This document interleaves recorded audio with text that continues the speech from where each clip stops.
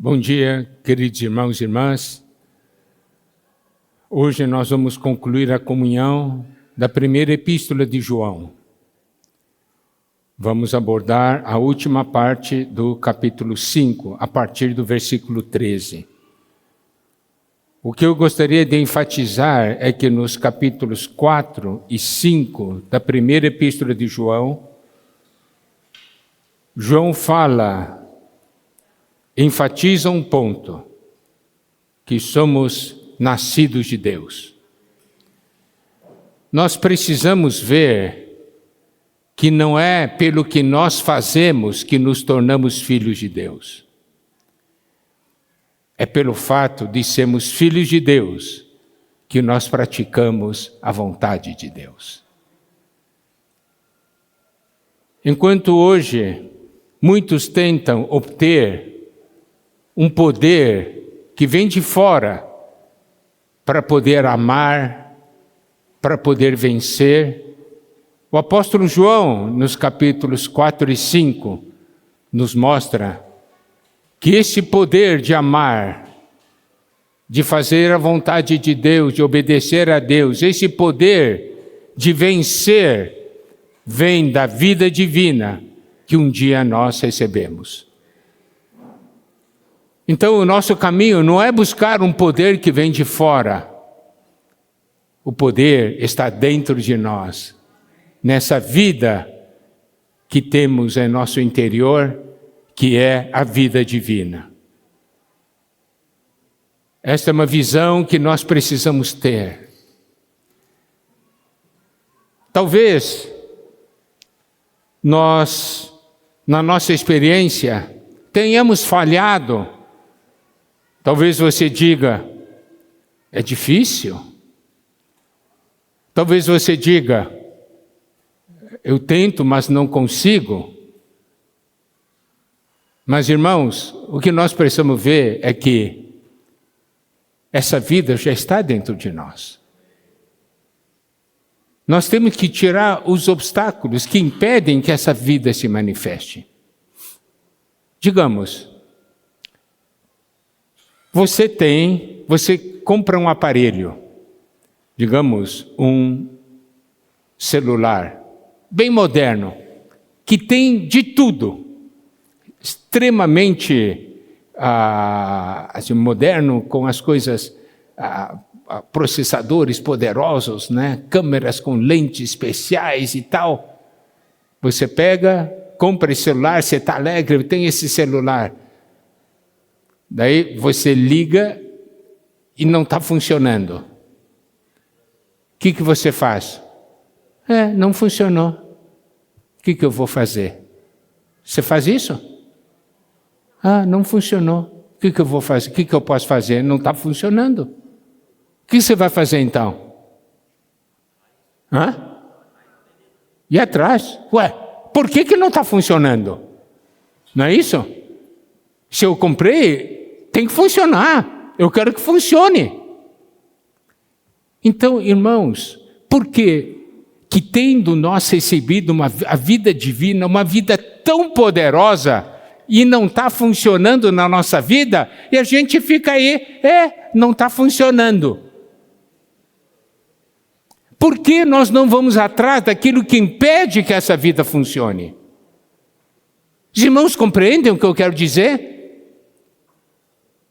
Se a vida divina, de acordo com o que a palavra de Deus diz, é uma vida que nos leva a amar a Deus, não com a nossa força. Essa vida é que nos capacita a amar a Deus. Essa vida é que nos capacita a amar a palavra de Deus, a guardar a palavra de Deus. Essa vida que nos capacita a amar os irmãos. Essa vida que nos capacita a vencer o mundo. Porque quando eu não consigo viver essa vida, eu fico calado, parado e não reajo. Por quê?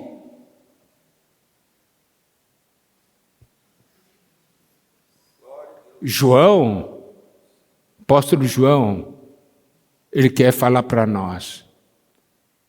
Essa é a vida que você recebeu. Viva por meio dessa vida. Não use seu próprio esforço.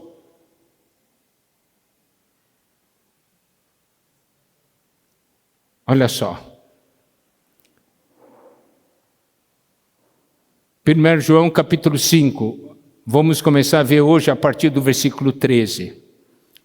Estas coisas vos escrevi, a fim de saberdes que tendes a vida eterna, a vós outros que credes em um nome do Filho de Deus.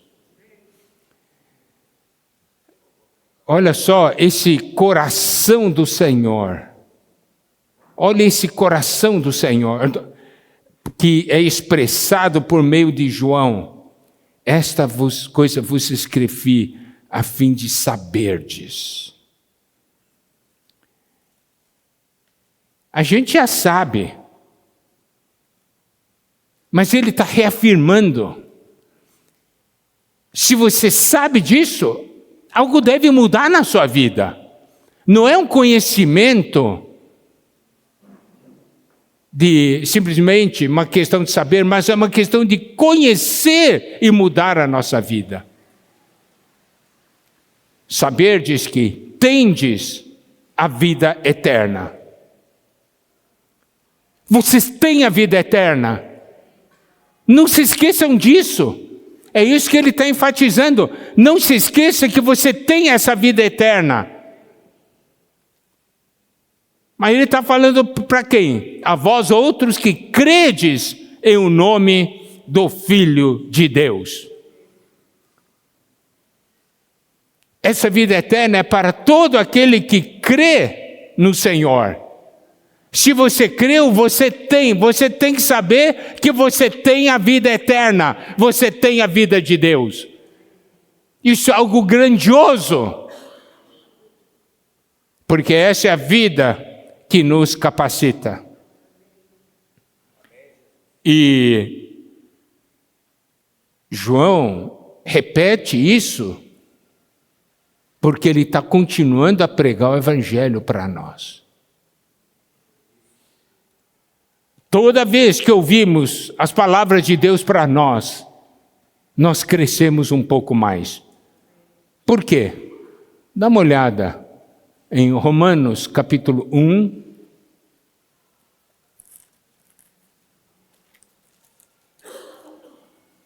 Versículo 16. Pois não me envergonho do Evangelho, porque é o poder de Deus para a salvação de todo aquele que crê. Primeiro do judeu, também do grego. Então, olha só. Primeiro, existe o Evangelho. Isso precisa estar bem claro. E esse Evangelho, para aquele que crê, é um poder. Entendeu? É o poder de Deus para a salvação de todo aquele que crê. Então nós precisamos crer para que a palavra possa surtir efeito. Nós precisamos crer para que esse poder se manifeste. E aí, versículo 17 diz: visto que a justiça de Deus se revela no Evangelho de fé em fé, como está escrito, o justo viverá por fé. Nós vivemos por fé. E a justiça de Deus se revela no Evangelho de fé em fé, passo a passo, dia a dia. Então, todo dia eu preciso crer na palavra de Deus, na promessa de Deus. Todo dia eu preciso crer na porção da palavra de Deus que chega à minha pessoa.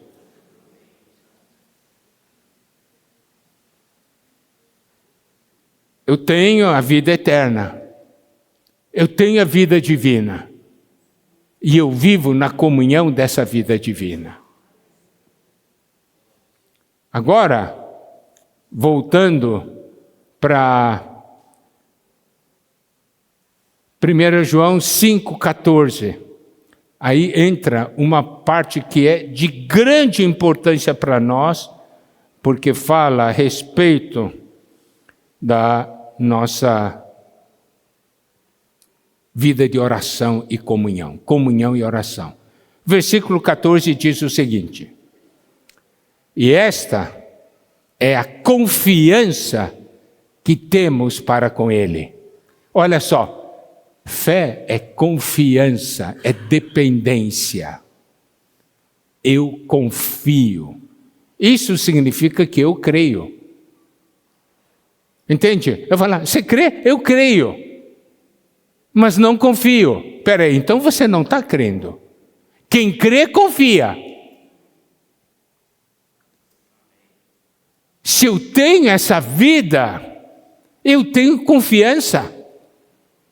Eu tenho confiança no Senhor. Eu tenho confiança na vida divina que está em mim, que tem contato com o Senhor e que é um com o Senhor. Confiança. E aí, diz o seguinte: é esta confiança que temos para com Ele, que se pedirmos alguma coisa segundo a sua vontade, Ele nos ouve. Então, como 1 João fala sobre comunhão divina, ele fala que nessa comunhão divina existe a oração. Ele diz assim, vamos lá. Se pedirmos alguma coisa segundo a sua vontade, Ele nos ouve. E ele fala isso com confiança, tá? Com confiança. Ele quer que a confiança que Ele tem, nós também tenhamos.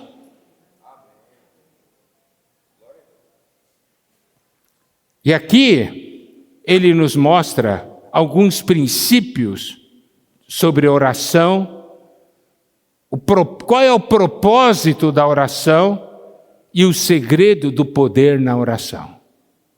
Quero que os irmãos prestem bastante atenção nisso. Primeiro, o que esse versículo diz? Primeiro, Deus quer que nós peçamos em oração. Tá? Muitas coisas não acontecem na nossa vida porque nós não pedimos em oração. Você espera que Deus faça, mas você não pediu em oração. Isso é um grande problema.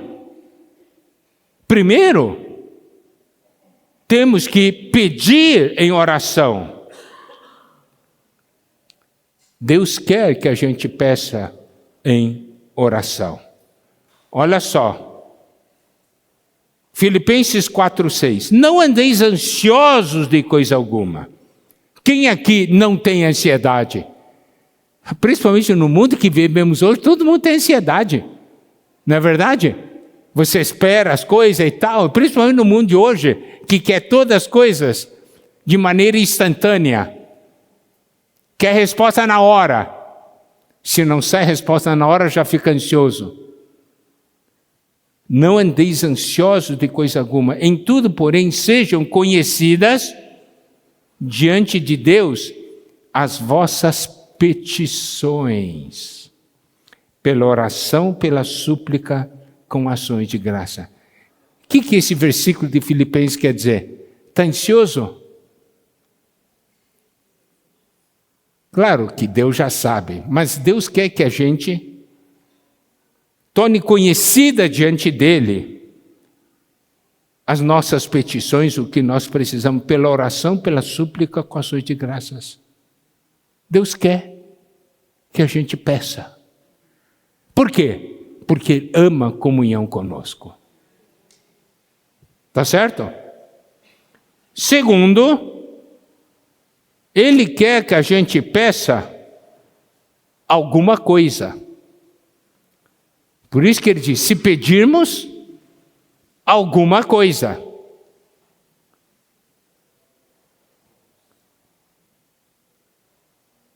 Então, nosso pedido tem que ter uma meta, um objetivo, tem que ter conteúdo. E terceiro, Ele quer que a gente peça de acordo com a sua vontade. Isso é ponto importante. Pedir de acordo com a sua vontade. Olha só, existem 2 versículos em Tiago que também aborda isso de uma maneira, só que um pouquinho diferente, mas está tudo aí. Tiago, capítulo 4, versículos 2 e 3. Cobiçais e nada tendes, matais e invejais e nada podeis obter, viveis a lutar e a fazer guerras. Agora, a partir daí, nada tendes porque não pedis. Está vendo? Por isso que ali João fala que temos que pedir. É que de nada tendes porque não pedis. Então, as coisas que falham é porque nós não pedimos oração. Versículo 3. Pedi e não recebeis, porque pedis mal para esbanjardes em vossos prazeres. Está vendo? Um problema é não pedir. Segundo problema é pedir mal. O que é pedir mal? É pedir para nós esbanjarmos em nossos prazeres. Não é pedir segundo a vontade de Deus.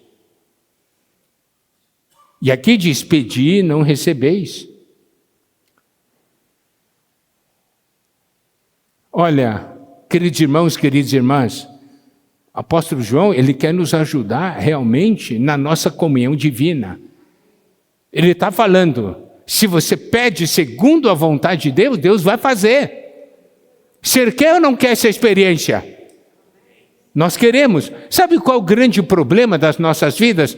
Nós lemos versículos na Bíblia que falam de promessas para nós e nós não reagimos.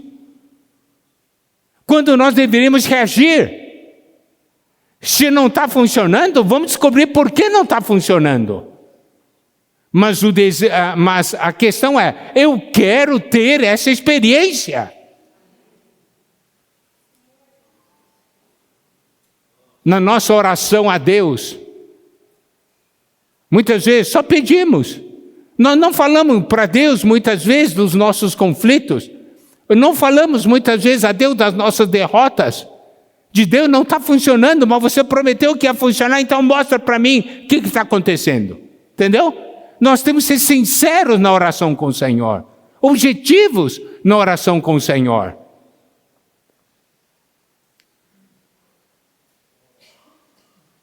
Deus quer que nós tenhamos comunhão com Ele. E pelo fato de termos comunhão com Ele, nós vamos passar a conhecer por meio da sua palavra. Lembra? Nós vimos ontem, se você ama Deus, você também ama a palavra de Deus, certo? Você guarda a palavra de Deus. E é por meio da palavra de Deus que você conhece a vontade de Deus. O que Deus quer.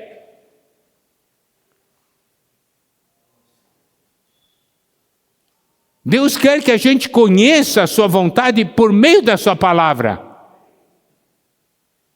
Isso é importante.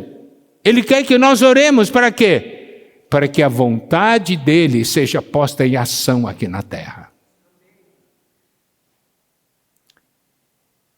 Evangelho de João, capítulo 15, versículo 7, diz o seguinte: se permanecerdes em mim e as minhas palavras permanecerem em vós, pedireis o que quiserdes e vos será feito. Isso é o mesmo princípio daquilo que vimos que o apóstolo João falou em 1 João 5, né? O Senhor Jesus disse, permanecerdes em mim, as minhas palavras permanecerem em vós. Se eu permanecer no Senhor e a palavra do Senhor permanecer em mim, eu vou pedir, aqui diz, pedireis o que quiserdes, mas eu vou pedir o que é a vontade de Deus, entendeu? Porque eu vivo na comunhão com Deus, eu conheço a vontade de Deus, isso será feito. Permanecer no Senhor é viver nele dia após dia. E aí o que acontece quando nós vivemos nele dia a dia? Conhecemos ele, temos comunhão com ele. Sabe o que acontece? A vontade dele. Nós vamos conhecer cada vez mais a vontade dele, e essa vontade dele vai se tornando a minha vontade. a minha vontade e a vontade dele vão se aproximando. Tá certo?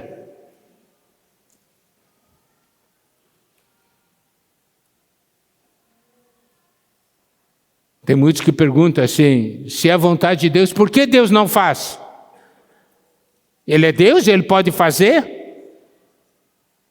Por que Ele espera pelas nossas orações para que essa vontade seja feita? Então, olha só, 1 Coríntios capítulo 3, versículo 9, a primeira parte do versículo, porque de Deus somos cooperadores. Deus escolheu você para cooperar com Ele. Para o seu reino, para a edificação da sua casa.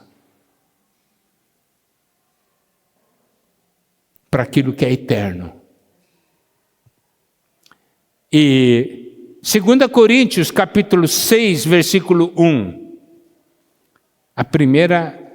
Vamos ver, 2 Coríntios 6, 1. E nós, na qualidade de cooperadores com Ele, também vos exortamos a que não recebais em vão a graça de Deus. Aqui diz, na qualidade de cooperadores com Ele. Isso quer dizer o que então? Que nós, quando vivemos na comunhão divina, nossa vontade vai sendo alinhada à vontade dEle, e também alguns servos de Deus falam assim, né? Que a agenda do Senhor passe a ser a nossa agenda. Os irmãos compreendem? A agenda do Senhor significa o tempo do Senhor na maneira do Senhor. E nós cooperamos com Ele. E Deus então pode fazer. Nós muitas vezes nos importamos com a nossa vontade, com as coisas que se relacionam a nós, e é na comunhão divina, porque amamos a Deus, amamos a sua palavra, que a agenda de Deus, que as coisas que importam para Deus, se tornem também coisas importantes para nós. Existem coisas que são importantes para Deus e existem coisas que são importantes para nós. Nós geralmente oramos pelas coisas que são importantes para nós. Mas Deus quer que por meio da comunhão com Ele, as coisas que são importantes para Ele se tornem as coisas importantes para nós. Os irmãos compreendem? E aí tem um ponto a respeito de oração que eu creio que nós muitas vezes falhamos e que todos nós temos que aprender. Quando as coisas são importantes para nós, você ora desesperadamente, não é verdade? Você clama, você jejua, você fica ali, ora e tal. E pelas coisas de Deus, temos essa reação? Maior parte das vezes não. Mas quando as coisas de Deus se tornam importantes, as coisas que são importantes para Deus se tornam importantes para nós, daí nós vamos orar desesperadamente, apaixonadamente, com todo o nosso coração, pelas coisas de Deus.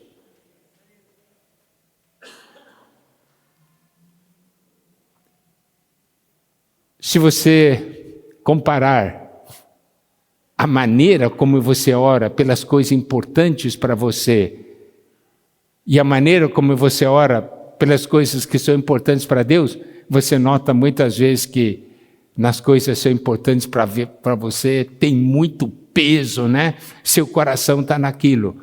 E muitas vezes as coisas são importantes para Deus, não tem peso e o seu coração não está naquilo.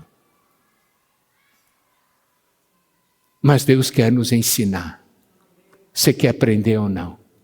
Você deseja ou não ser um cooperador de Deus? Deus está dando chance para nós. Nós estamos num novo começo.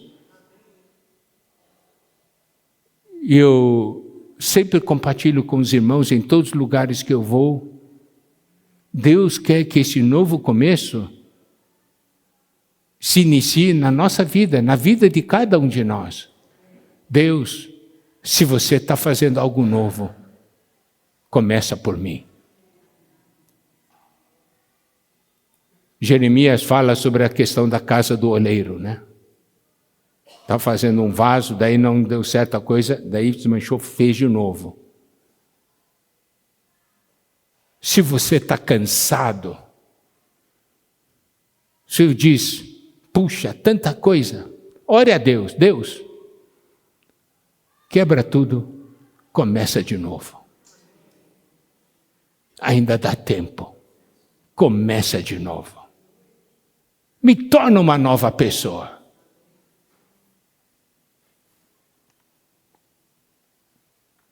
E aí, quando nós oramos de acordo com a vontade de Deus, nós temos a confiança. Então, orar não é simplesmente você falar, mostrar para Deus os desejos. É você cooperar no que Deus quer fazer. Se você ora baseado na palavra de Deus, se você ora baseado na promessa de Deus, as coisas acontecem. Porque Deus quer fazer, é a vontade dele. E quando Deus tem uma vontade, quer que seja feita, vai ou não vai ser feita? Vai, certamente vai. E nós temos a chance de cooperar com Deus para que isso seja feito.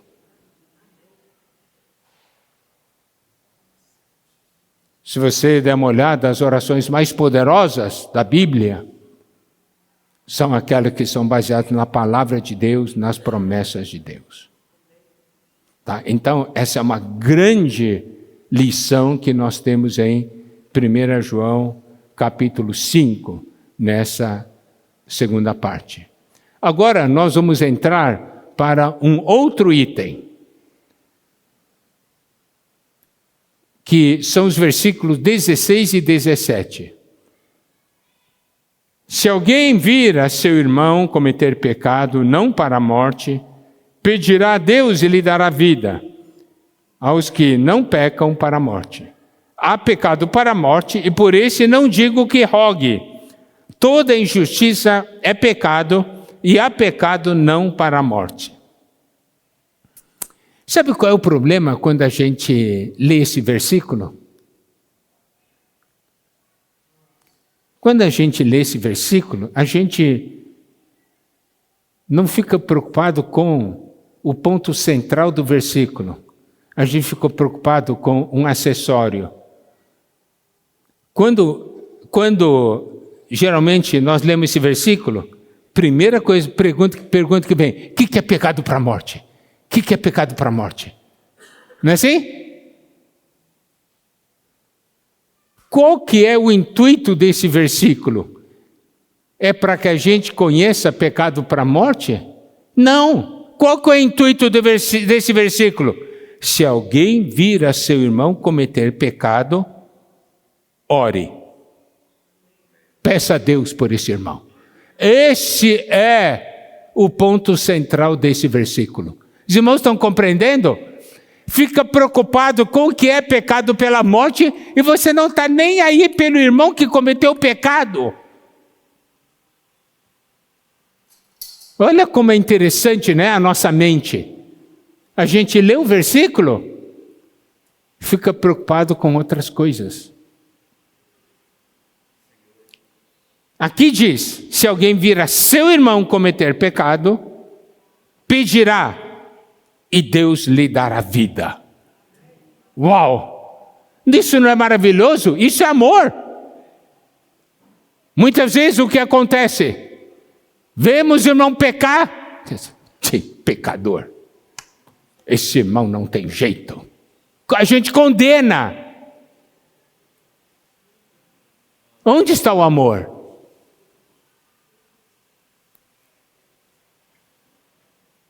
Se alguém vir a seu irmão cometer pecado, não para a morte, pedirá e Deus lhe dará vida. Os irmãos compreendem? Esse é o centro do versículo. Agora,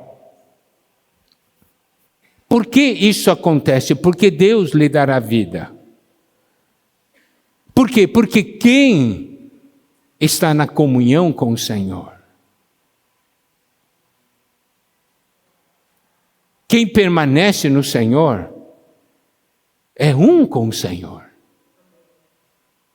Conhece a vontade do Senhor. Quando Deus vê alguém pecando, Deus quer julgar e condenar ou Deus quer salvar? Deus quer salvar. Então, se eu sou um com o Senhor, essa é a minha reação no Senhor. Os irmãos compreendem? Aí, porque nós somos um com o Senhor, nós oramos a Deus e Deus então dá vida para aquela pessoa, para aquele irmão, para quem nós estamos pedindo. Isso é transmissão divina, de vida na comunhão divina. Então, essa vida foi transmitida, foi dada, porque houve uma oração. E quando aqui fala de pecado para a morte, nós temos que conhecer alguns pontos. Tem pessoas que interpretam esses versículos, de tudo quanto é maneira, mas vamos ver alguns princípios aqui. Tem gente assim, não, isso aqui é ligado ao anticristo, isso aqui é ligado a tal ponto. Preste atenção, aqui diz, se alguém vir a seu irmão, ele está falando de um irmão em Cristo. Tá? Se é um irmão, ele é salvo. E a salvação é eterna. Correto? Então, esse pecado, questão da morte, se refere ao tratamento governamental de Deus. Se refere à disciplina de Deus. Existem pecados que são ligados, que Deus trata, Deus disciplina de diversas maneiras. Inclusive, uma das maneiras é o Senhor o levar para si. Vocês se lembram, de 1 Coríntios? Vamos ler 1 Coríntios. Capítulo 11. A partir do 28, diz assim: examine-se, pois, o homem a si mesmo, e assim coma do pão e beba do cálice. Pois quem come e bebe sem discernir o corpo, come e bebe juízo para si. Versículo 30, isso é importante. Eis a razão porque há dentre vós muitos fracos e doentes, e não poucos que dormem. Então, olha, 3 estágios do tratamento. Fraco, se torna fraco, se torna doente e depois dorme. Então, isso se refere a quê? Ao tratamento governamental de Deus. Não se refere a perder a vida eterna, entendeu? Porque existem certas coisas que Deus diz assim, eu te dei chances e você não quis, eu vou recolhê-lo. Entendeu? Então, agora, é Deus que sabe, não cabe a nós falando, isso aqui é para a morte, aquilo não é para a morte. Não cabe a nós fazer isso é algo com Deus, tá? Então, é isso aí. E agora, você também não deve pensar assim, puxa, aquele irmão era tão jovem e dormiu no Senhor, ele cometeu pecado para a morte. Não julgue, não julgue. Pode ser que simplesmente ele completou a carreira dele, pronto, entendeu? Não cabe a nós julgarmos coisas que pertencem a Deus.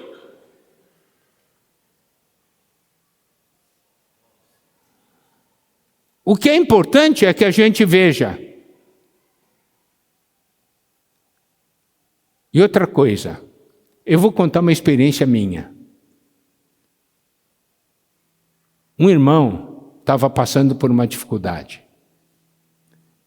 E eu estava orando por ele.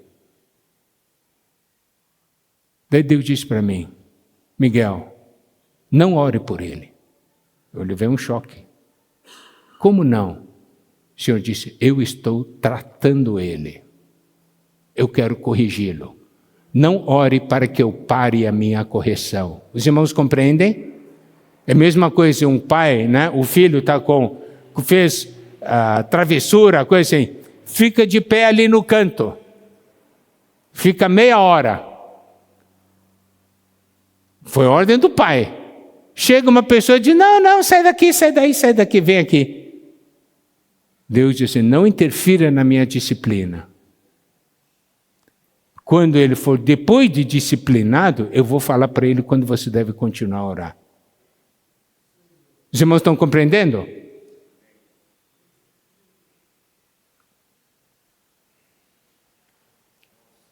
Bom, mas a essência desse versículo é o quê? Se você olhar seu irmão pecar, ore por ele. Essa é a essência. Amém? Bom, vamos continuar. Versículo 18. Sabemos que todo aquele que é nascido de Deus não peca, mas o que de Deus é gerado conserva-se a si mesmo e o maligno não lhe toca.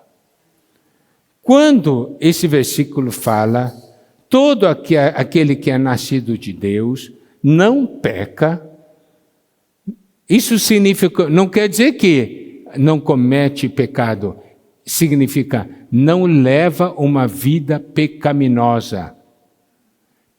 Não é aquele que peca continuamente. Isso pode ser deduzido do tempo, o tempo do verbo, né? Usado ali no grego. Todo aquele que é nascido de Deus não vive pecando habitualmente. Não é aquele que vive no pecado. Porque nós vimos ontem que aquele que é nascido de Deus vence o mundo, correto? Consegue vencer. Mas não quer dizer que não tem momentos de falhas.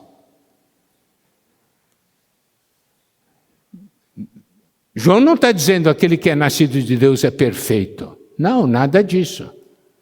Ele não vive em pecado. Todo aquele que é nascido de Deus não vive em pecado. Antes, aquele que nasceu de Deus o guarda, e o maligno não lhe toca. Deus é aquele que nos guarda, a vida divina nos guarda, e o maligno não toca. O maligno consegue tocar no nosso espírito? Não.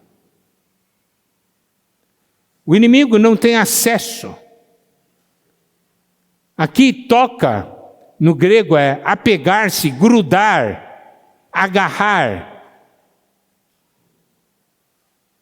O único outro lugar na Bíblia onde João usa esse verbo é quando o Senhor Jesus ressuscitou, apareceu para Maria.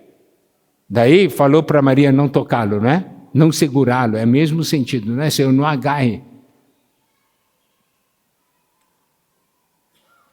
Então, queridos irmãos, o versículo 19 diz, sabemos que somos de Deus e que o mundo inteiro jaz no maligno. Essa vida de Deus é a vida que nos dá a capacidade de vencer o maligno. O maligno não consegue tocar em nosso espírito. Deus é aquele que nos guarda. Nós somos de Deus, mas o mundo inteiro jaz no maligno. Essa é uma visão que nós precisamos ter. E, versículo 20... Também sabemos que o Filho de Deus é vindo e nos tem dado entendimento para reconhecermos o verdadeiro. E estamos no verdadeiro, em seu Filho, Jesus Cristo. Este é o verdadeiro Deus e a vida eterna. Aleluia! Filho de Deus é vindo, o Senhor veio. Veio para quê? Para nos ganhar, para nos introduzir em Deus, para nós termos comunhão com Deus. O Filho de Deus é vindo e nos tem dado entendimento, nos tem dado conhecimento, mas é um conhecimento por experiência, não é um conhecimento mental. Foi o Senhor que nos deu esse entendimento, nos deu a capacidade de conhecê-lo e estar nele. Se o Senhor não se revelasse a nós, nós nunca o encontraríamos. E é assim por toda a nossa vida. Ele é aquele que, por meio da nossa comunhão com Ele, vai nos dando conhecimento experiencial dele. Passo a passo, dia a dia, Ele vai se revelando a nós. E esse conhecimento é para reconhecermos o verdadeiro. Isso significa, o seu espírito sabe, isso é Deus, isso é de Deus, isso é o que Deus quer, essa é a vontade de Deus. Não é somente receber o verdadeiro, aqui diz, e estamos no verdadeiro. Que é o verdadeiro? É em seu Filho Jesus Cristo. Bom demais, né? Não só conhecemos o verdadeiro, mas nós estamos no verdadeiro.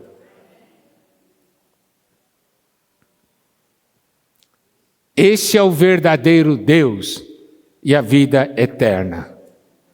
Aleluia! A palavra nos mostra então que o nosso Senhor Jesus é o verdadeiro Deus e esse Senhor é a vida eterna. É a nossa vida. Amém? Daí nós chegamos no último versículo. Filhinhos, guardai-vos dos ídolos. Esse aqui é um outro ponto de grande importância. O que é ídolo? É tudo aquilo que toma o lugar de Deus. Ídolo, não pense assim, é aquela imagem. Tudo que toma o lugar de Deus é um ídolo na nossa vida. Por que João termina com um versículo assim? Por quê? Porque os ídolos cortam a nossa comunhão com Deus. E 1 João é um livro que fala da comunhão divina. Em 1 João, João nos mostra 3 coisas que cortam nossa comunhão com Deus: pecado, mundo e ídolo.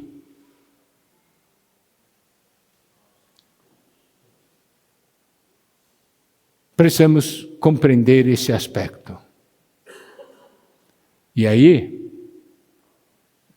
que nós precisamos ver. O desejo de Deus é o quê? É que nós desfrutemos da sua vida divina, permanecendo na comunhão com Ele. A unção no nosso interior nos leva a avançar nessa comunhão divina. Nós nascemos de Deus, e porque nós nascemos de Deus, essa vida é uma vida de comunhão com Deus. Nós experimentamos o nascimento divino por causa da água do nosso batismo que terminou, que sepultou o nosso velho homem, o sangue de Cristo que nos lavou e nos resgatou dos nossos pecados, e o Espírito que foi dado a nós para dar-nos vida e para nós participarmos da sua natureza. E é nessa comunhão que recebemos vida e suprimento de vida, e nós crescemos em vida. E com esse crescimento nós manifestamos a Deus. Agora, essa questão dos ídolos tem alguns aspectos que eu gostaria de enfatizar, que cada um de nós pudesse levar diante de Deus. Eu creio que nenhum de nós aqui tem algum ídolo físico de uma imagem. Mas o maior ídolo que existe somos nós mesmos. Nós adoramos mais a nós mesmos do que adoramos a Deus. Irmãos, isso aqui não é para ser uma doutrina, isso é algo que cada um de nós deve levar à presença do Senhor. Nós temos que perguntar pessoalmente para o Senhor: Senhor, diz a verdade para mim. Eu tenho sido meu próprio ídolo?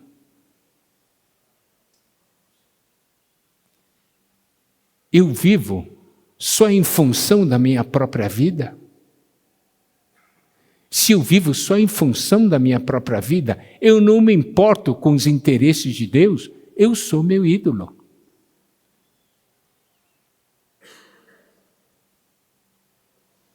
Isso é algo que precisamos ver.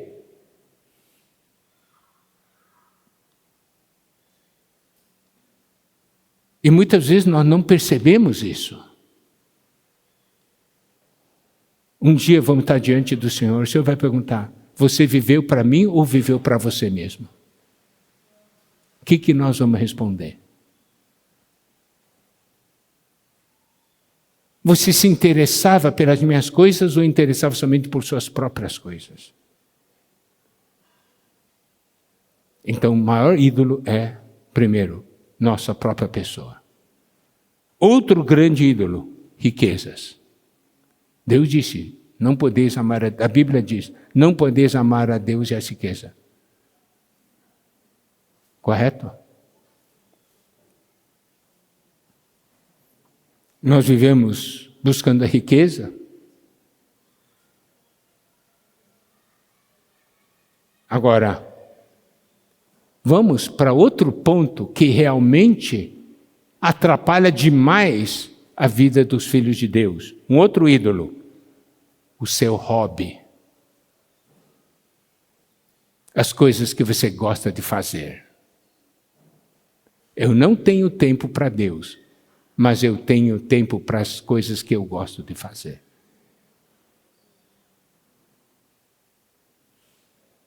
Algum hobby, alguma atividade.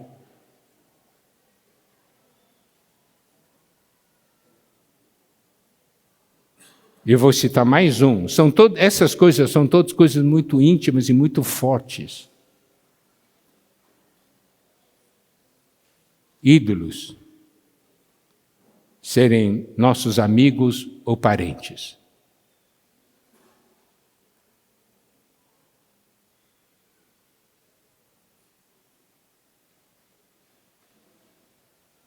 Porque são coisas que disputam o nosso coração. Nós não estamos falando que a gente não deva cuidar da gente mesmo. Eu devo cuidar de mim, mas eu não posso me colocar acima do Senhor.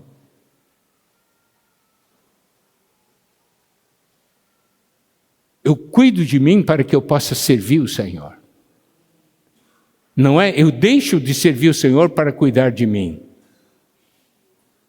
Riqueza não quer dizer que você não possa ter posses. Você ganha para o reino de Deus. Você não ganha para si mesmo. Porque você consegue ver, dessa terra eu não vou levar nada. Mas se aquilo que Deus me deu é investido para o reino, pessoas foram salvas. Não é isso? Vidas se consagraram ao Senhor.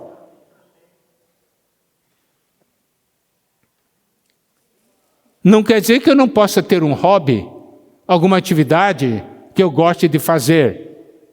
Mas essas coisas não são para disputar com Deus. Essas coisas são complementos. E amigos e parentes O Senhor disse, se você amar seu pai e a mim, mais do que a mim, pai e mãe a mim, não é digno de mim. Por quê? Porque Deus que está em primeiro lugar. Nós temos que amar a Deus e temos que cuidar muito bem, por exemplo, nossos filhos, né? Cuidar bem da família. Isso deve ser, por quê? Porque você sabe, minha família é para Deus, meus filhos são para Deus. Esse meu cuidado para com eles tem como objetivo levá-los para Deus e não levá-los a sentir que não precisam de Deus.